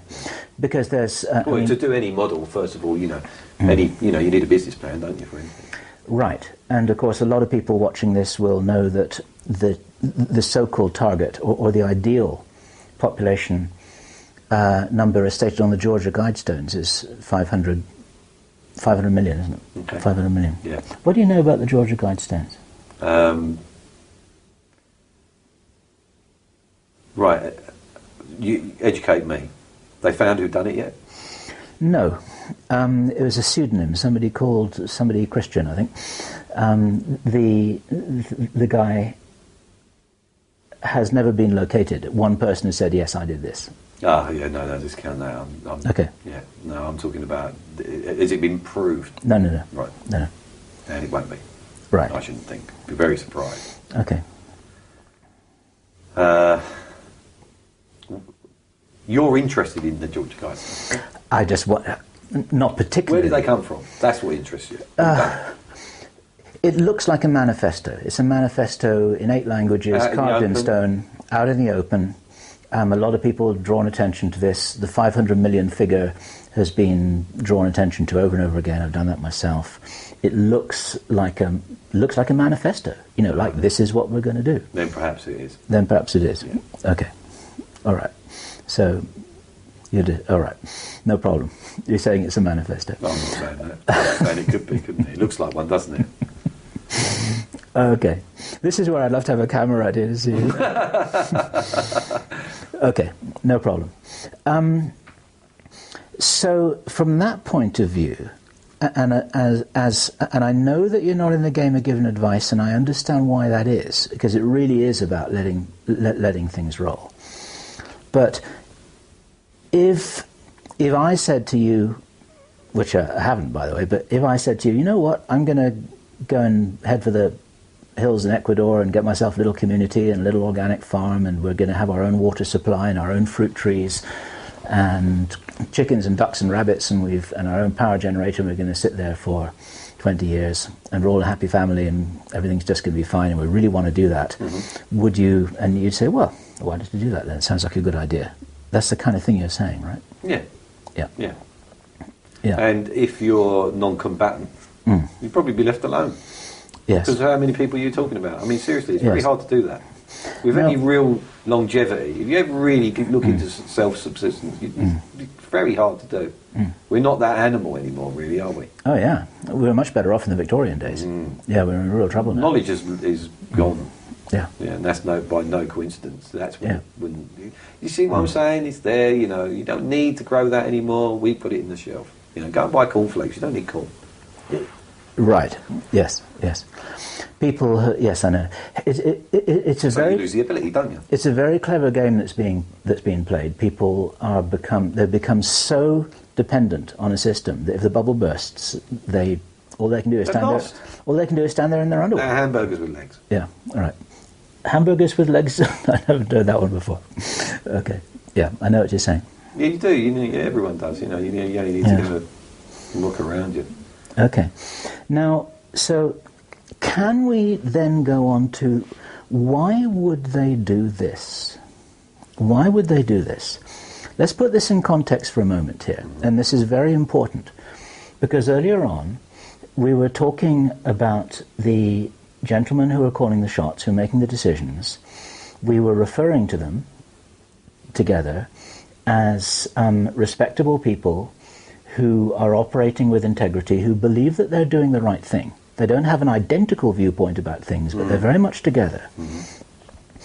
And then somebody else watching this would say, wait a minute, we're talking about mass murder, but how do you fit this together? We're not really talking about mass murder, are we? No one's holding a gun, are they? All right. And who did it? You're talking about control, right? You're talking about controlling the conditions. Sequenced events. Yeah. Taking advantage of what happened. But you're talking about controlling situations so that a kind of Darwinian natural selection occurs. That's right, yeah. And the smartest and the fittest and the best problem solvers and the people who can see what's coming and the people who are maybe a lot of the people watching this video because they're smart enough to watch the video. Well, they're already waking up, aren't they? They're already looking at what you're saying or the alternative media are saying. Yes. So there's a small group of people here, relatively small compared very small, with... really. Very small. Very small. Who, if they take heed of all of this, are likely to make it through. This is... Well, okay, I think that might be stretching it a little bit. More likely to make it? What would you say? Well, as I said, we've been debilitated quite a lot, so it depends. If that individual's someone that's got the ability to self-survive, you know, can farm, can do this, can do that. Yes. Well, then, they got to jump on it now. They know they've got to do it. And if they've got the ability, they can. Yes. But if you don't, then you're probably just as lost as everybody else, aren't you? Well, I mean, I'm in that category, so I don't know which end of a carrot is up. There you go. But I'm smart enough To find someone that does. To find somebody who does and to work well with them. Okay, so in that way. context, yes, they probably would have a better chance. Yes. If you're going to look at it like that. But that requires cooperation. And this is one of the traits which would be a good survival characteristic. Yeah, and you often find that people that are involved in the alternative media do tend to cooperate with each other a lot better. Yes. Because the angst isn't there. Right. You know, the anger, the imprinted anger on everybody. Yes. You know, that cop show. Right. Yes. This film. Yes. Yes. His car's bigger than your car. Yes. All the stuff that we're being conditioned to. Look at my gold chain. Yes. Where's your paper? Who are you? All the Hollywood Don't stuff. do that to me. Yeah. I'm bigger than you. So that just creates a whole ethos, doesn't it? You know. Right. And that's nothing new to anyone. Anyone knows it's more violent out there than it was. Oh yeah. Where do you think that comes from? But we know this though. This is no new. This is not new ground. We know the media have been. Everybody knows. Yes. Yeah, you know. Most of the people watching this won't watch a lot of television. No, a lot of them won't watch any. That is another trait you find because it makes them uncomfortable. You do find that certain individuals are predisposed to find that situation uncomfortable because the television has replaced the fire.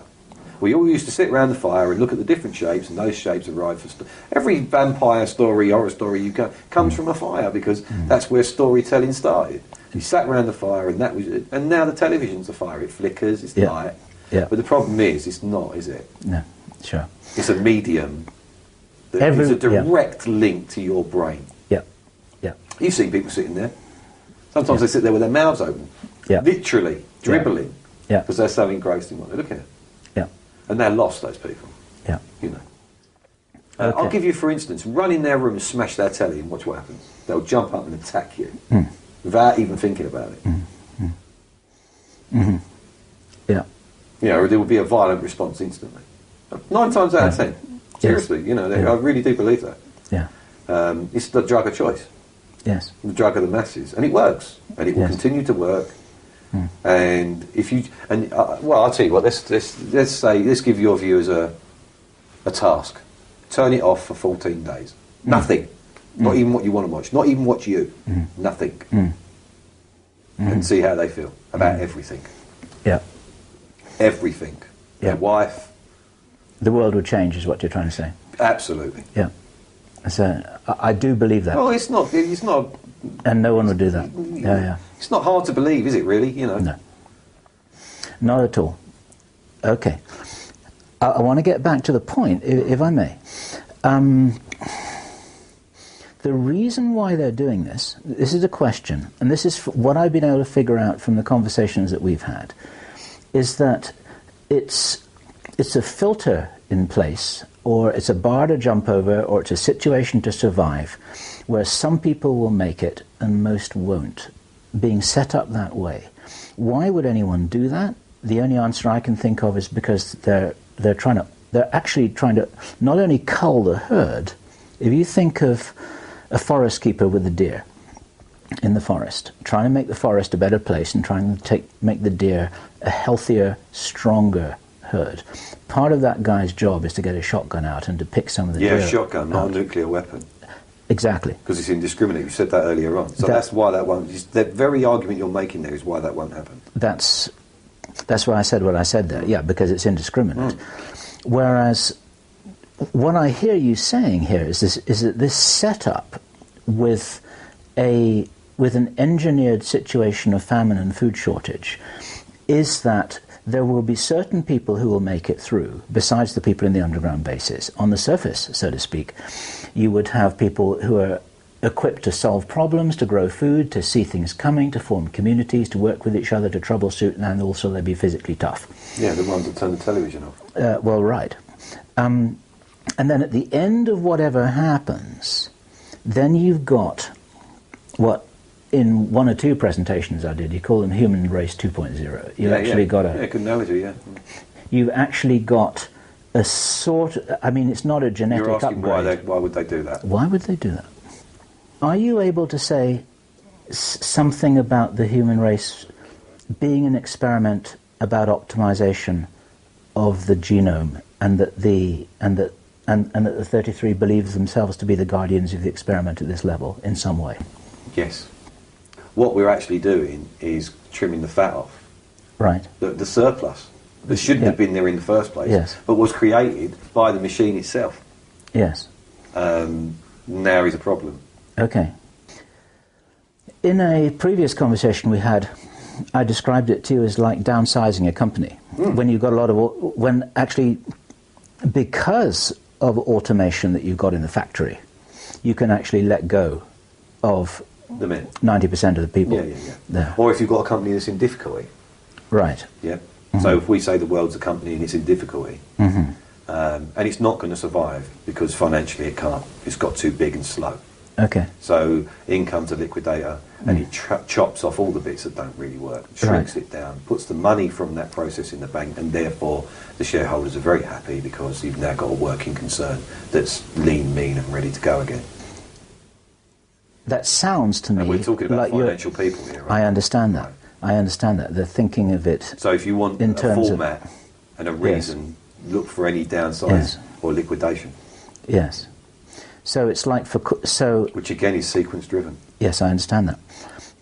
What I heard you say then is like corporation Planet Earth needs to be licked into shape in the way that you described. And is that a bad thing? If it's not going to make it, if they believe that it's not going to make it, are they doing an evil thing? If you kill 300 men to save 30,000, are you a murderer? I hear your question. And if we were talking with those people here on camera, and if they were able to talk about this themselves, and I know that they feel that they're not. Would need one. Yeah, sure. But what you are saying is that is the way that they see it. Yes, the way that they see it. They see it that they believe they're doing a responsible job. Is the reason why they don't talk about this openly? Perhaps this is a dumb question, actually, but let me ask it anyway. Is the reason why this is not being talked about openly that they believe that, as in that movie with Jack Nicholson, A Few Good Men, people cannot handle the truth? No, absolutely. I mean, I've told you you're going to exercise caution with what I will tell you. Yes. And there's a good reason for that, because it's going to upset a lot of people. Yes. And with good reason. Yes. But the funny thing is, when you get to the end of the night, any person that jumps up in front of you and says, if you then take that person down and sit them down somewhere, and if you could inject them with someone that will make them calm down and coherently listen to you long enough for you to explain, they're probably going to end up on the same bus as them. Because it does make sense. If it's going to break, it's got to be fixed. Yeah, I understand what you're saying. What you're saying then, or rather, what you're saying they're saying, is that, to use your words, planet Earth is broken, and this is the way to fix it. This is their best solution.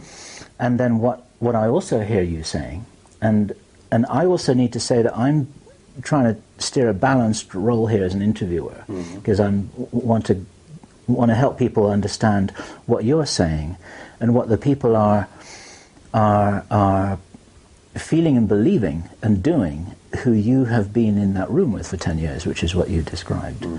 You're saying that they are being as responsible as they know to fix planet Earth because it's broken, basically. Yes. That's, yeah. Do you, if I can ask you a direct question, do you believe this yourself? Yes. You do? Yes. Yeah. Okay.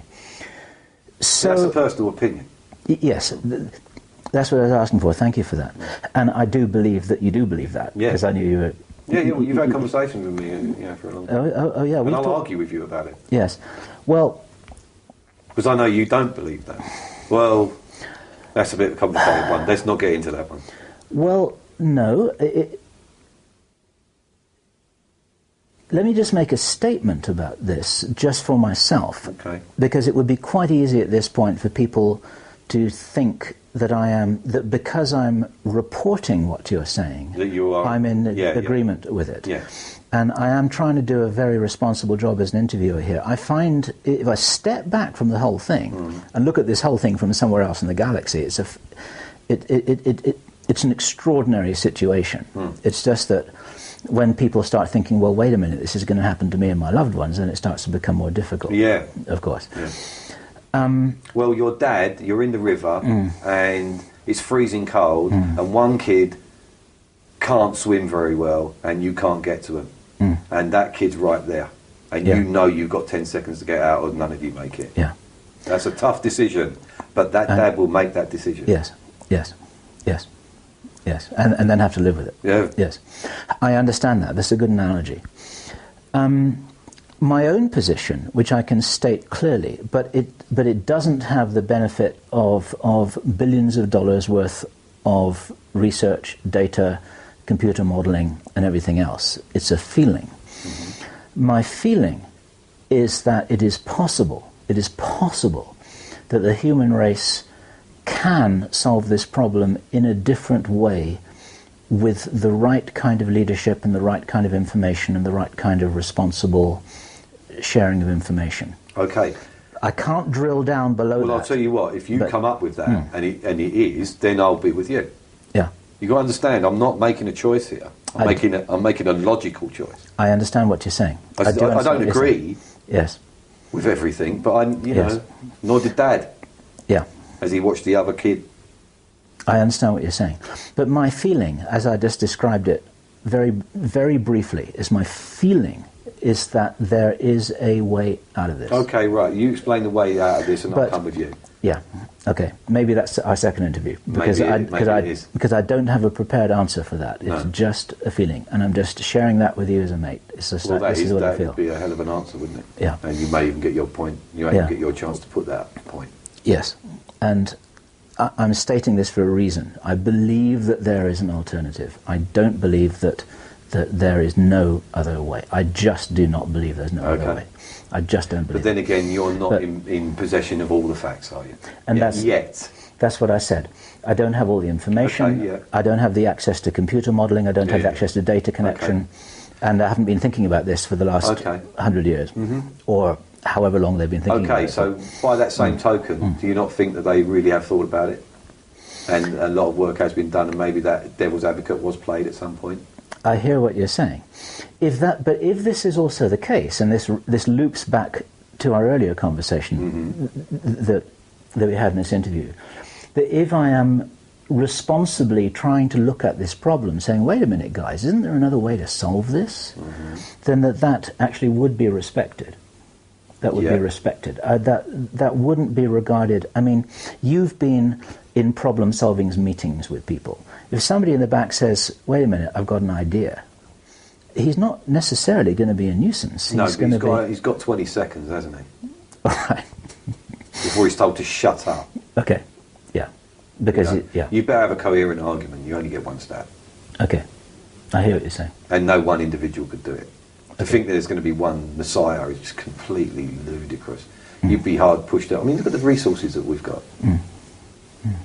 And, you're saying that you think there may be another way. Fine, I'm not going to argue with you about that. That's your opinion, okay? And I respect your opinion. But you're standing there as one individual saying that, so I take it like that. Yeah. Okay. Because to put together a coherent argument against that size of argument with that much data behind it, you better make sure you come prepared. Okay. And I take that point very seriously because a few lines of passionate belief in itself isn't going to save the world. And you're a practical man. You're talking about getting spaceship. What you want is, or what you would like to see happen, if you're able to live to see it, is to see spaceship Earth and the human race in good shape. Am I right about that? I really don't care. You're okay. You really, but you do care a little bit, don't you? No. You don't? No. All right. Okay. You just want to see that guy in the back of the room be heard for 20 seconds. Yeah. Well, thank you for that. Okay. That's exactly right. All right. I got that. Now, in this very, very interesting conversation we're having here, are you able to say anything about the context and the backdrop to the whole history of this planet and the human race, or is that off record? I'm not talking about the detail, I'm talking about the generality of it. I've seen documented evidence and I've been shown things. I've been told things about the pyramids that just make sense. They just make sense. Yeah. And I know that people like Arthur C. Clarke knew things, but they again had weaknesses. Yes. That put them in his case, Sri Lanka. Yes. Out of reach. You know, go and read his books. I'm sure you have. Yes. You know, the guy is more or less responsible for the satellites that we use today, and the idea behind them. You know, this is a genius. But he wasn't really. He just knew some stuff. He was present at things. And until they go and until they go back to the moon and put that in a capsule and bring it back, that to me would be quite something. If they bring that piece back, then okay, I might jump on the bandwagon with everybody else on that one. But yeah, you know, I've seen some stuff and I've had stuff to explain to me, which does make a hell of a lot of sense. Yes. Okay. Now here. You see what I'm saying, don't you? Yes, I do. Yeah. Now, what the big picture is here, which we haven't actually talked about between us, is extraterrestrial involvement. You've got to be very careful about that. Oh, just put the question bluntly, you know, most people, all the alternative media and a lot of people now, I mean, just look, go back to the 50s, right? If you ask the ordinary man in the street in Walthamstow in England whether he believes in aliens, he'd laugh his head off and go and get some pie and mash. If you ask him today, he may well say, yeah, there has got to be something, because he's educated, he knows that vast the universe. And he's being conditioned by Hollywood movies and television series. Yeah, okay. Yeah. Which is all part of what I mean, we are being prepared to come to terms with this. Yeah. But not for the reasons you think. For what reasons? They're going to have nothing to do with us. They're there. If you, all right, the ETs so are going to have... Let's call a spade a spade. Yeah, they exist. There is no conjecture. They do. Yeah, there is stuff. But you know what? That's no big surprise to 50% of people, shall we say. Right. But that number's gone up, hasn't it? You know, more and more people realise, you know, more important, you know, NASA have got more and more slapdash about, and cannot, because of the very thing they've created, the media monster behind trying to get money for the space race. Yes. Is still there from the 60s. Yes. And people, there is a lot of people that are very interested in it. And so because of that, cameras are on the shuttle. And because of the internet and various people that are clever with the internet, Mr. McKinnon and people like that, who I know very well. Did you know Gary McKinnon? I'll tell you a story about him later on. Off record? Yeah. That's a shame. Okay. All right. We're talking about cameras on the shuttle and people are clever with computers. What I'm trying to say is, you can't, there's so many now. Yes. You can't keep your lid on everything. You're saying it's impossible to hide the reality. And there's a certain piece of video that is quite prevalent on the internet, of a circular thing rolling behind a tether. Yes, I know that one. That's factual. Yes. A couple of miles across, but it's not a ship, and things aren't what you think they are out there. You should regard space more as an ocean. Okay. Yeah? We've got no right to turn around and say intelligent or unintelligent, you know, because then what you're doing, you're comparing things to your intellect, aren't you? Okay. And how can you compare that to a human? Are you stating this as a fact? Absolutely. A fact. And what you're talking about here is you're talking about large living beings, like big kind of... And small. And small living beings. Look at it this way. If you've got a shark swimming through the ocean, he's got fish swimming all around him most of the time. Picking up morsels, servicing him. And he doesn't eat them. They go right in his mouth. Yes. And come out. You know, that's a natural thing, yeah? Yeah. Is it so far-fetched for you to understand that that could be the situation out there? Okay. But at the same time, there are some what we could regard as metallic craft, things that you could call spacecraft. Right. As well. Yeah. Right. But tell you what, I've got an axe to grind here, so let me grind my axe. Right? You do that. Okay, so here you are, you're an alien, yeah, you're on the other side of the universe, right, for instance, yeah, you're in Orion, yeah, you're that far away, yeah, you're in your ship and you're flying all the way here, and you cross intergalactic space in a fantastic piece of machinery, yeah, and then you crash in Nevada. Right. Rubbish! Okay. Rubbish! You're shot down. Okay. That's what happened to you. Yes. Because you didn't think that there was any kind of particle weapon or kinetic weapon that could do that. Yes. Well, you wasn't prepared because it was the first time you came. Yes. That was, it was got something to do with radar, wasn't it? They discovered that radar would actually do this. Yeah. Am I right? Well, it was quite an aggressive... It wasn't an accident. Okay. I've got you. So you're saying that the so-called crashes weren't crashes, they're actually offensive actions which were discovered... And I ask you to understand that because you don't cross intergalactic space and then crash in Nevada, do you? I understand that. You see, that's my axe there, so sorry, go on. I've got you, that's fine. So you're saying that initially there was a way of bringing the craft down that was discovered by accident, and then it was more or less, and then it was fairly quickly... It was a deliberate attempt. Utilised.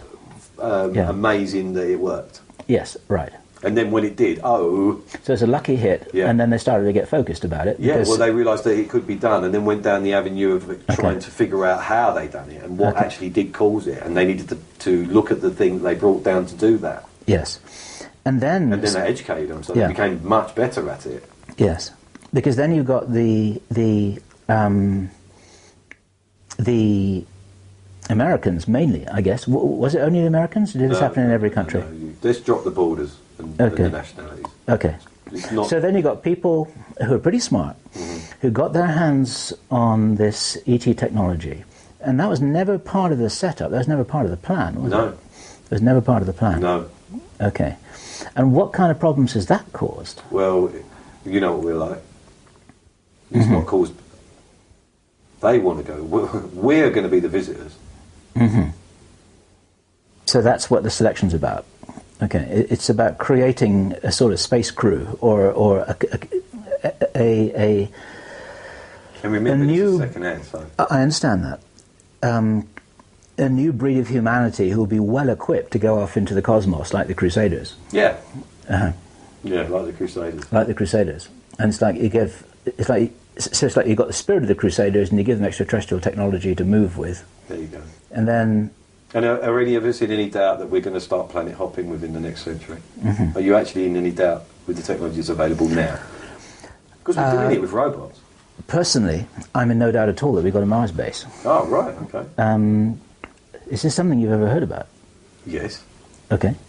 Can you say anything about that? No. All right. Okay. Do you want that off record? No. Okay. All right. That's fine. But for sure, most people who I've spoken to about this subject, who really feel that they do know something about it, will say that we've got all kinds of technology that you wouldn't, let's say that it makes the space shuttle look like a Model T Ford, or perhaps a horse and buggy. So it implies that there are a lot of those crafts, and we're very, very far advanced indeed. Well, I'll tell you something about those craft that's never come out. Tell me. Right, you've got you go to Mexico and something's a mile across, and then you come to Nevada and it's 600 feet across. Okay. It's triangular. Right. Yeah. All right. So how about it being 10 triangles that can lock in together and fly in the same formation? Oh, okay. And then they can split. Okay. They fit together like bricks? Yeah. Or like pieces? And can do that in motion. Okay. Is this and these are our craft you're talking about? Yeah. And modular. Yeah. And you're telling... So you can see how easy that would be to confuse every individual, because one day it's a star and the next day it's a triangle. Okay. And then it can split up and go in all different directions. Okay. You try and explain that. It's got to be extraterrestrial, hasn't it? If it can split up into 10 different pieces when it was one craft and then disappear off quite quickly in all different directions. Okay. And you have been told this? I've not just been told it, I've seen it. You've seen it? Okay. Okay. Technology is hundreds of years further forward than it is. Yes. And not just technology. You've got to understand, if you go back to, let's say everyone loves it, let's go back to the pyramids age, right? If you were in power at that point, and you knew about electricity, and the man in the street at that point, who was lugging stones around for you, can you imagine how much more powerful you are than him? Mm. Look at what you've learned in the last couple of months and how it's changed your view on things. Right. Right? Point taken. Yeah. So times that by 1 million. Yes. And then put 5,000 years in the spin. Yes. So it's not a case of many years technology is ahead of you. It's a case of how many years. How can I put that into words? I know what you're saying. Yeah, sure. Yeah, yes, I do. And you're saying that some of these crumbs have fallen off the table into the public sector, like onto absolutely. Apple. But a lot of it is kept behind the curtain for use of the insiders with their own programs. Yeah. Okay. To keep the jump on everyone else, you can't tell them what you're doing. Yes. But when you've got to a point where you don't need to be doing that anymore, and it could make you an awful lot of money for what you want to do, yes, and further your endeavours, then you can let those crumbs out, can't you? Okay. Yes. Okay. Send them over to Beijing and get them made. Yeah. Let me ask you a question about this that I've been meaning to ask you for a while, and I haven't asked this question to you yet, and that is that, is it possible that there are sectors, say, of American military private enterprise, what Eisenhower called the military-industrial complex, that are working on things and know things and have control of things that the 33 aren't party to? Is it possible that there are things that they're not party to? And that some people have... Yes, but only because they don't want to be party to. Okay. If it became interesting, no, there's nothing out of their grasp. Nothing out of their grasp? No, because what they'll do is they'll financially help it along, stop it, okay, get control of it. You can when you've got all the power. Okay. Okay. All the knowledge, shall we say. Which is why basically what you're saying is that money opens all the doors. Cool. But you're not really talking about money. No, not at all. I mean, it's not... It's not a concept I even want to talk about. It's not like nonsense. Money in the bank account. It's the control that comes with the ability to shape the economics of nations through a decision that somebody makes. Is that the kind of thing we're talking about? Yeah, it is. I remember you described at an earlier stage, you described that these 33, each of these individuals, they should actually be seen as like nation states in themselves, yes, in terms of policy making, economic influence. There is no influence. borders or nationalities. That is all pointless. All of that. Yeah. So that's just part of the wrapping of the package. Yeah, it's part of the plan. It's part of the education. Yes. Yes. It makes you fight amongst yourself. Divide and conquer. Yes.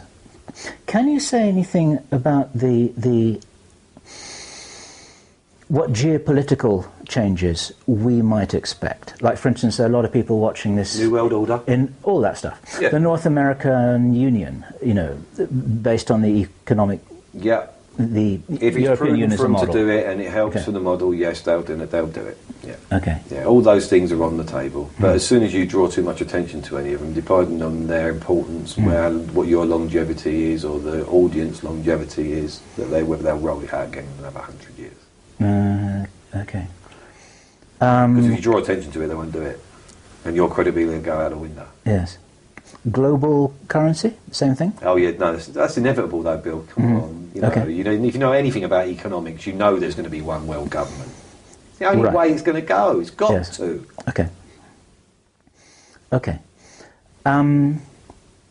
There's likely to be the removal of borders between, like... Financial borders. Financial borders. Borders won't be removed because that's how you keep people averse to each other. Okay. I've got it great over here, you're like shit. Okay. Right. Yeah, then you're arguing, right? Yes.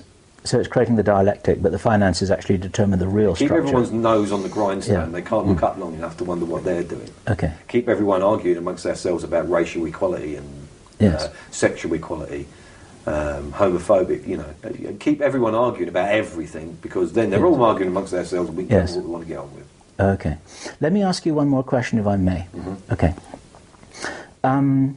Is it going to be convenient to set up a false flag operation to depict the ETs as being enemies? It's on the table, they're going to do it. That's on the table, yeah, they're going to do that. That's what the craft are for, that's what the modular things are for. And it's already started. Okay. Do you know, is this date forecast at all? No dates. No dates. Get off of that. Just never is. Okay. When people start amassing an opinion and it reaches a crescendo, that's when it will start. Okay. Okay.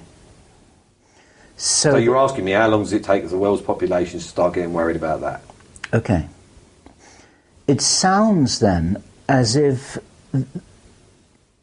there would be a strategy to start informing people about the ET reality pretty quickly. Now, I presume this is kind of underway. I mean... 4th of July. What was V? Yeah, all of that, yeah. Independence Day, the event. Yeah. Sorry, Independence Day, I meant. Yeah, okay. And so on. Terminator, right. Whatever you like. But are we ever going to get Obama holding a press conference saying, okay, guys, Not we need him, to square with you? But someone will. Somebody will? Yeah. Do you know anything about that at all? No, because it's not there yet, is it? So it's not there yet. There's a drip happening. And Yep. the bucket, you're asking me how long that bucket's going to take to fill, but the drip might slow up or speed up. Yeah. You know, so that makes my guess wrong. I wondered if any decision had been made about that, but you're saying it's just a general direction. They're going in a general direction. Yeah. And meanwhile, Okay. technology's coming on. It's getting better. Yes. Yes. More convincing. Okay. So there's no hurry. Okay. Interesting. Meanwhile, make education suffer a little, so people are a little bit more dense than they have been. And additives in food, additives in the water. That's a whole nother. That's a whole nother. That's a whole Yes. nother video. That's something I know quite a lot about. Yes. You know my diet. Yes. Yes. Yes. You kept yourself in good shape because you needed to. I understand that. So, pressing the pause button here, and I know that there's some matters here that you need to attend to, and this has been a longer interview than I'd anticipated. I want to thank you for that very much. And it sounds as if there's quite a lot of material that we haven't yet had the opportunity to cover. I would like to ask you to consider the possibility of doing another one if neither of us get into serious trouble after doing this one. Okay, if neither of us get into serious trouble for doing this one, I'll shake your hand on that. That's for good. So, I've got to remember to call you Charles. Charles makes it sound very respectable. Okay. So we've got to try and do something. I do like to sound respectable. Okay. So thank you. Really thank you. You're welcome. Those of you who have been watching this right through to the end here, you will appreciate that we've covered ground. Some things here have never been discussed anywhere, I don't believe, in the media. It hasn't been permitted. We've got a kind of experiment in progress here because both Charles and myself are going to be interested to see what happens over the next few days and weeks after this is released.